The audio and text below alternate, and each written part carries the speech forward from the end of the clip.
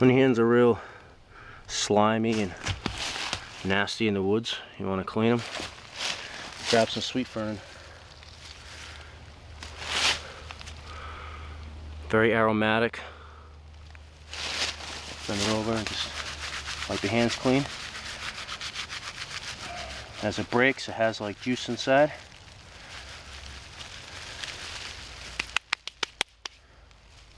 Have any cuts? Can wipe those, get them clean.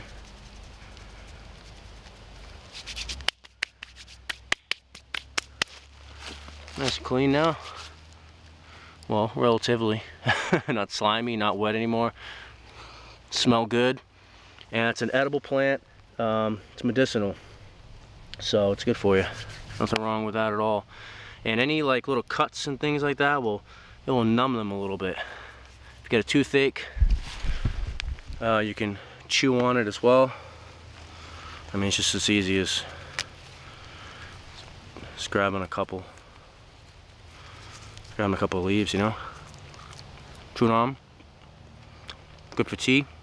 It turns purple when it gets like older in the autumn. It's a quick tip.